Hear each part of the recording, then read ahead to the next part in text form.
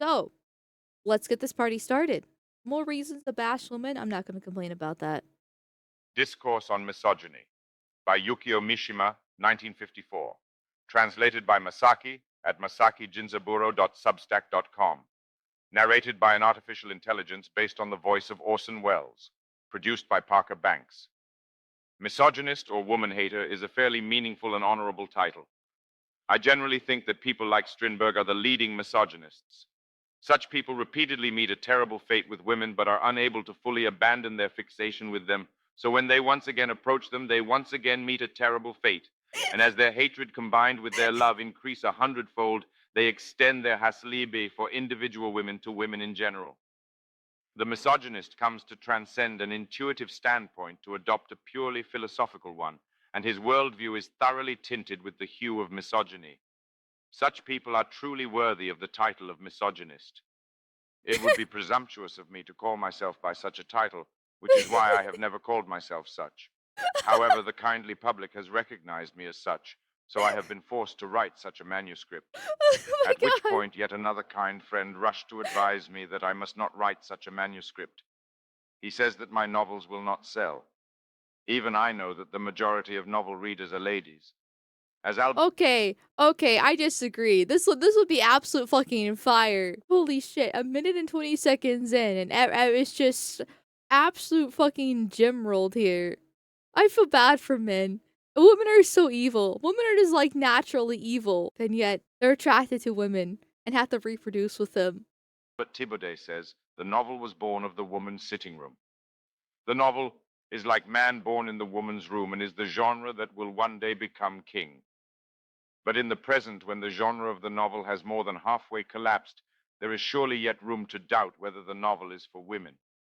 Even having received such counsel, I have to write the truth. On the whole, rather than being a misogynist, I simply think in the old-fashioned way that women are not to be taken seriously. No. Oh my fucking god, this is worth the 20 bucks. Holy shit. Do not take women seriously. That includes me. This is like bedrock fucking base level here. Holy shit. Women are inferior, and I have rarely met a woman who is not foolish. This naturally includes clever fools. In truth, further, I am afraid of women, but what I fear most in men also is the foolish man. Indeed, there is nothing so fearful as a fool. As a note, because there are also foolish PhDs and many intelligent people who have received no education at all. I am not taking educational attainment into issue at all. Having spoken thus, there will surely appear women who will twist my words and take pity on me as an unfortunate man who has never met a truly intelligent woman. They may assert as much. However, such There's no such thing as an intelligent woman. At least not to the same scale as a man. There's this quote. I'm gonna misquote here, but it's so fucking true. The reason why there's no women Einsteins is the reason why there's no women Mozarts. Men have just naturally higher IQ than women, and they can hit the higher peaks to be able to create absolute masterpieces or like massive breakthroughs in science that a woman just cannot hit. It's a whole different, and plus on top of it, it's a whole different skill set. Women do actually have a purpose. I know. I guess I'm not enough of a misogynist here. I'm defending women. They have a different skill set, and it's not made for these wondrous works of arts or advancements of humanity. It's for just the procreation and nurturing of the men to bring on the advancement of humanity. So they do have a very important purpose, but they're not the leaders. There's no such thing as an actually truly intelligent woman. women, that is, women who live constantly in the illusion that they are individual exceptions to the rule, are in fact representative of foolish women. The meaningless vestiges of the chivalric spirit earn frowns from Japanese travelers everywhere in the West. But that such tendencies are spreading in Japan as well spurs on the sincerity of my patriotic concern for Japan's future. Even I open doors for women, allow them to enter cars first, and lend them an arm when crossing the street as a compromise with the world. But inside, I am telling them to eat shit.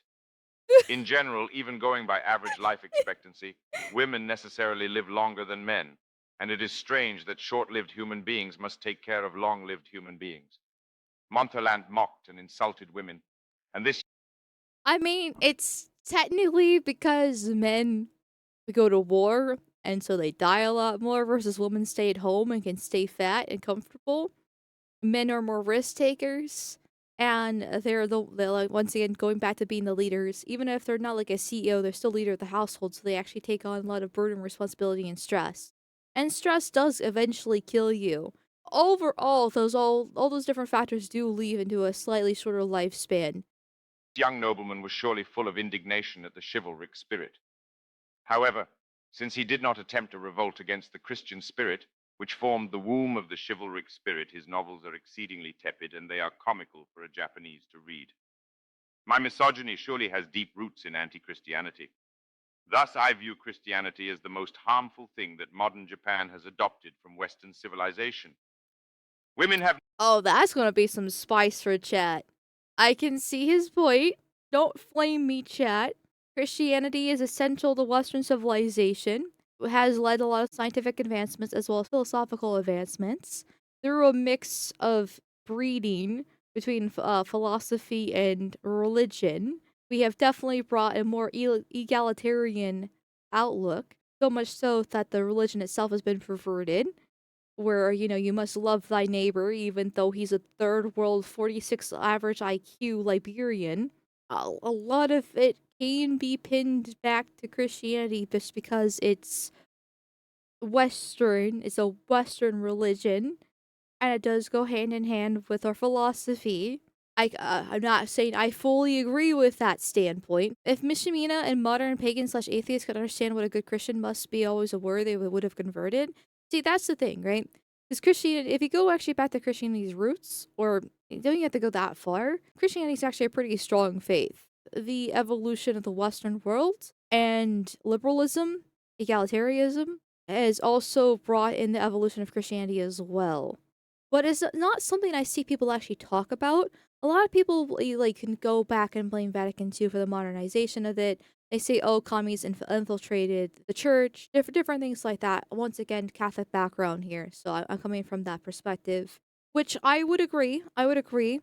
But as someone who believes liberalism is just a stepping stone to communism, it kind of goes hand in hand.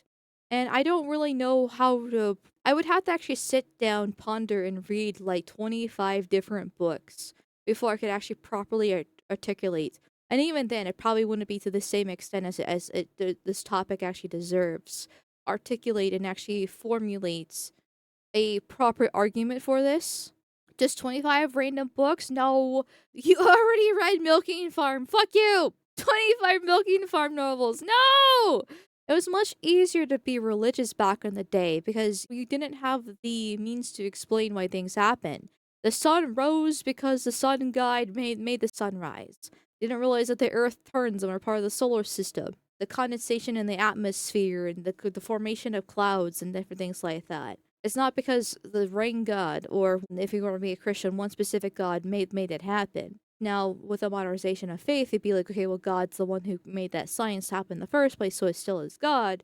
To a lot of normies, that's just more grasping at straws. It's harder to really defend that without having like true faith. no connection to the abstract spirit. In music and architecture, nothing decent has come of women's hands, and they always sully transparent abstract structures with a sticky sensibility. An absence of organizational ability, an excessive sensibility, trivialism, a meaningless specificity, and a low-grade realism. These are all womanly flaws. And in the arts, a womanly style is unproblematically bad style. I cannot but curse the literary history of Japan, which has continued endlessly with damp sensibility.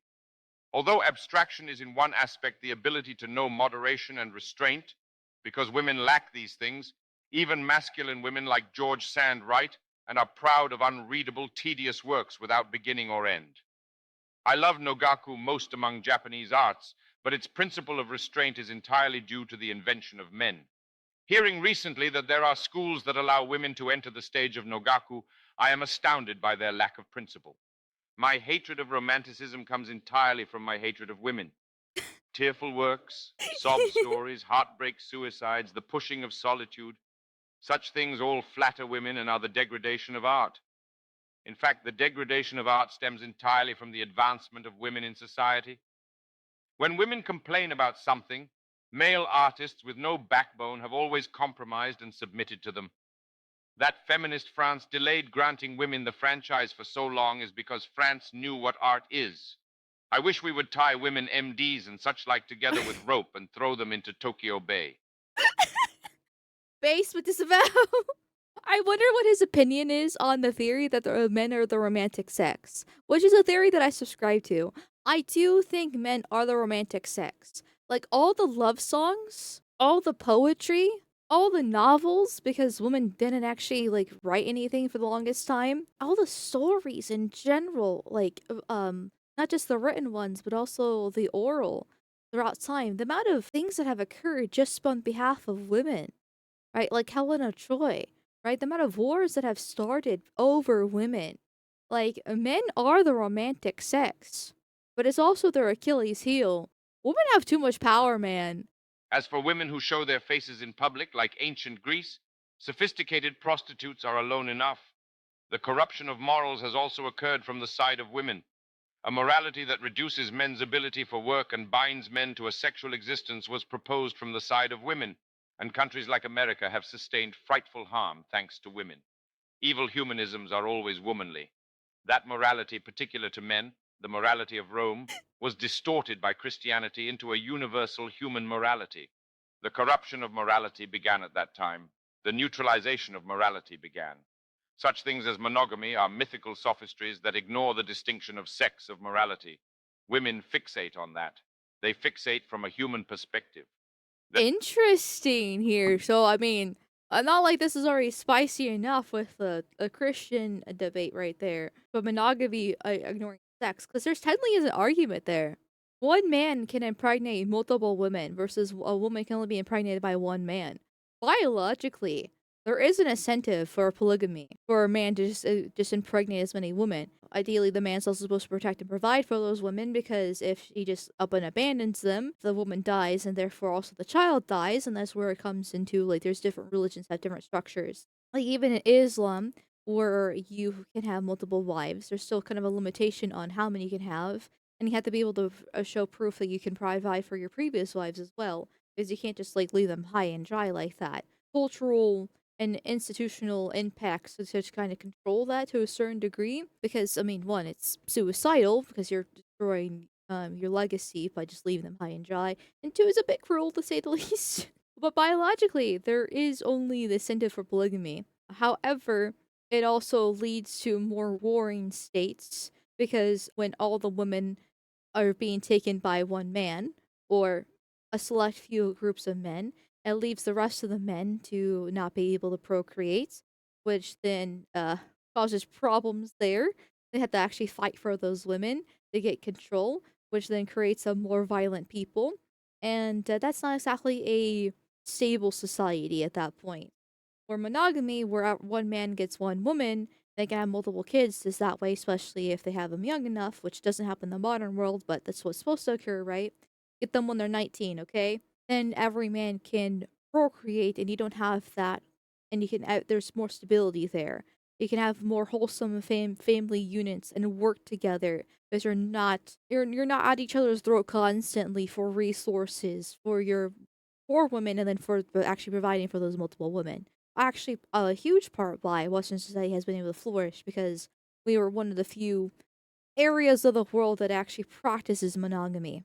Both sexes are romantic, it's just a man's romance is more born of passion than a woman.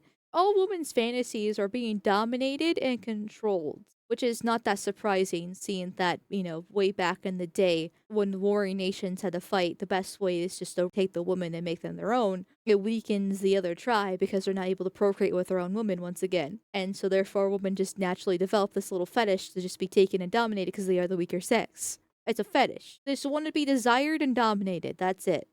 Very simple. That women were given this foothold caused the morals of men to collapse.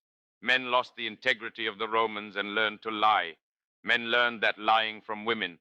Christian morality fundamentally contains hypocrisy. That is because the moral aim, the concocted universal humanity, lie in the equality of men before God. Contrary to this, in the pagan world of antiquity, To be human was to be a man.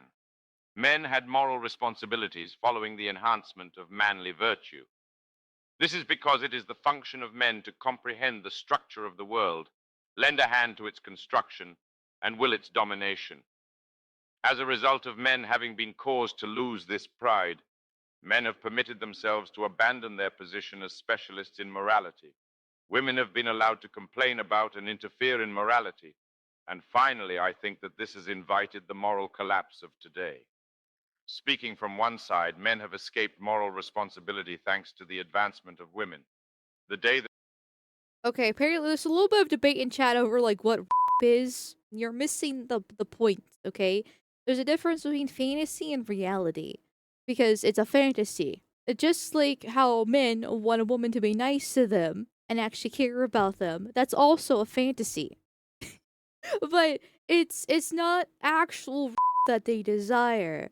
It's what represents in their mind. It's where a man completely loses control and of his like prohibitions, and he just takes the woman and just fucks her senseless and uses her as a toy and breeds her.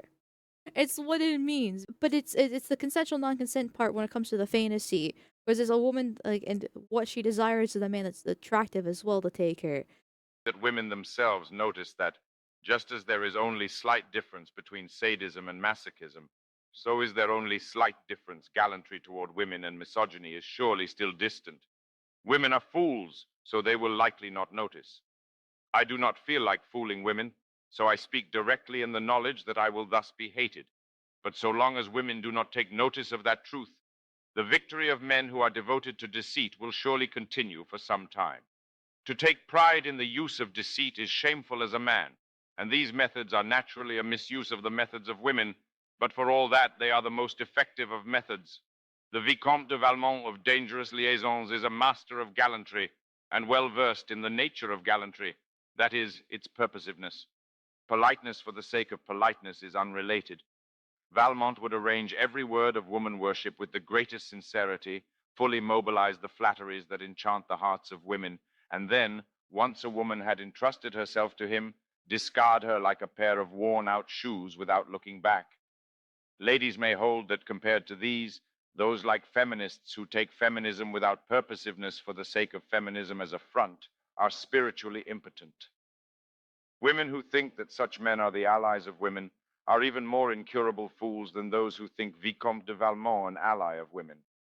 Always beware of the male feminist chat. Back in the day, there was something called a male feminist, and it was the most soy boy cuckold you could imagine. Male feminists are just like skinwalkers.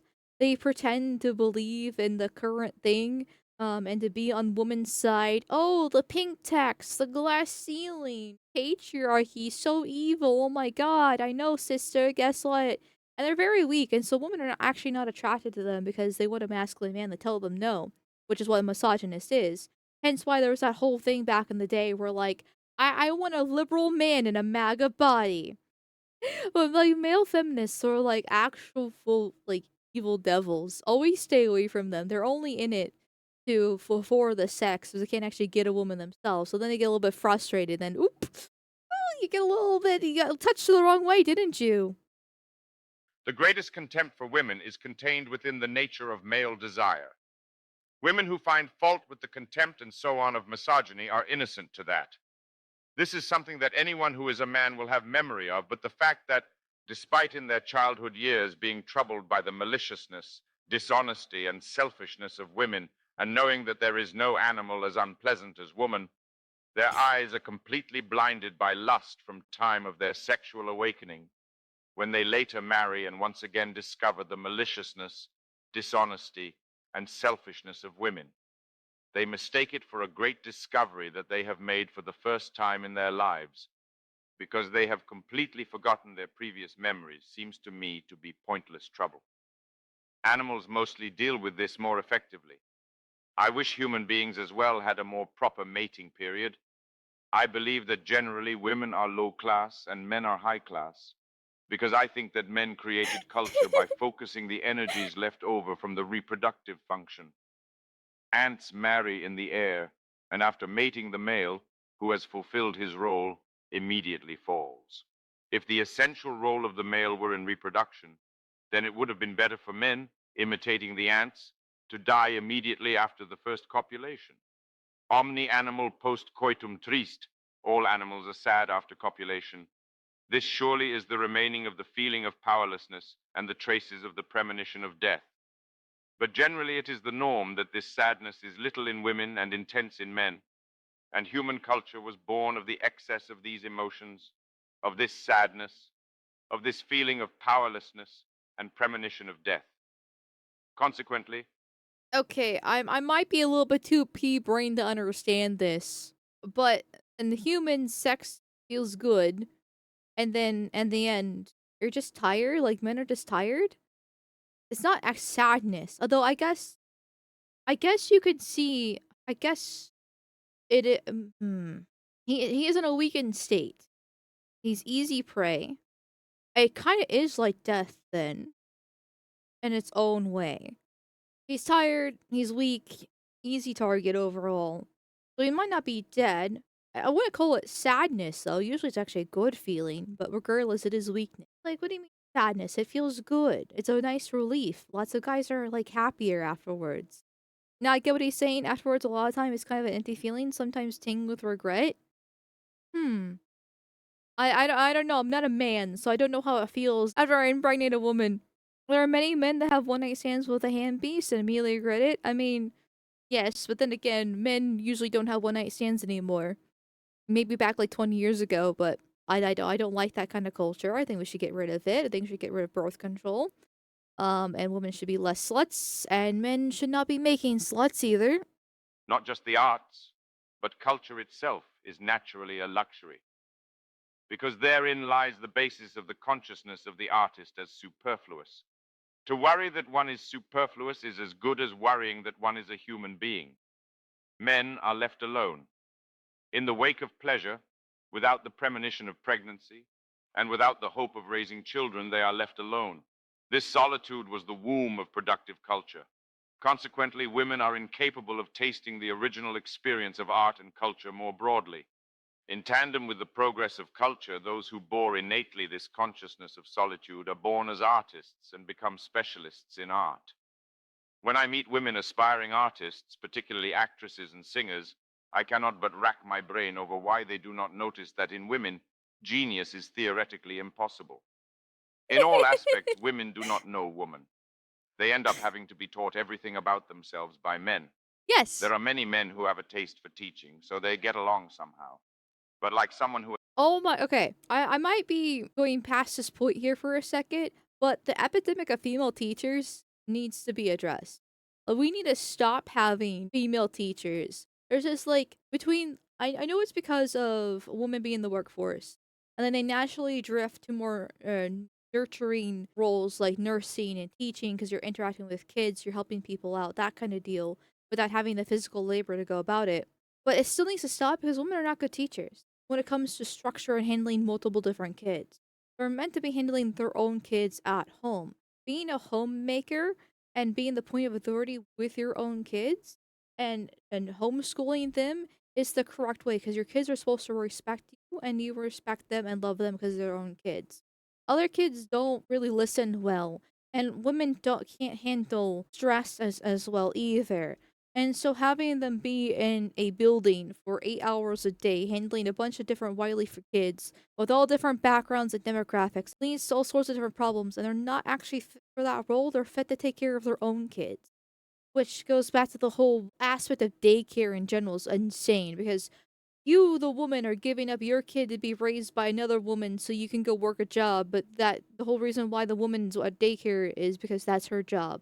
Like, you just stay at home and raise your own? It's a ridiculous concept. I mean, you actually have men are much better with structure and stability, which is why fathered homes are so important. Single motherhood is such an epidemic in itself, and causes so many issues psychologically with the kids. They need that stability, and having male teachers is important. It's like the stance of the whole everything a woman says was originally stated by a man. 100%. Everything that I'm saying right now is because I listen to men. I grew up watching fucking Sargon of Akkad since like 15, 16 years old. And I'm still still a fan of him to this day, right? And even though I disagree with him at some points and might be a bit further right than him, though he's coming around.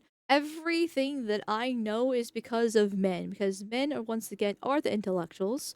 They are the philosophical ones. They are the researchers. They are the geniuses. They actually take the time to do the arduous work physically and mentally to handle the world's problems at hand. I just happen to be fucking weird and like these kinds of things myself, but at the end of the day, I'm still just listening to men.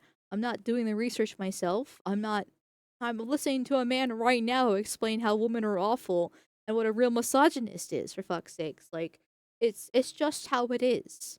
And that's okay. But it's also why you shouldn't listen to women. It's you just be better off listening to men.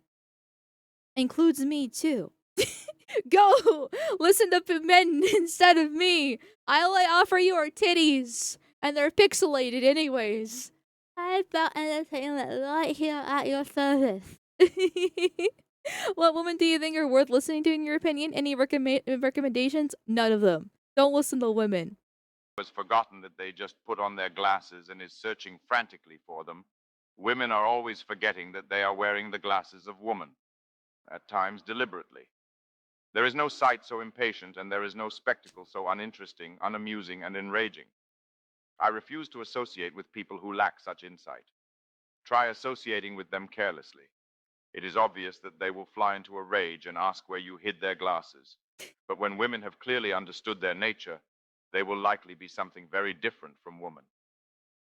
Discourse on Misogyny, first published by Shinsho in August of the 29th year of the Showa era, 1954 AD. That was definitely worth the $20. Thank you for bribing me to listen to that. That was amazing. It's absolute fucking peak right there. 10 out of 10.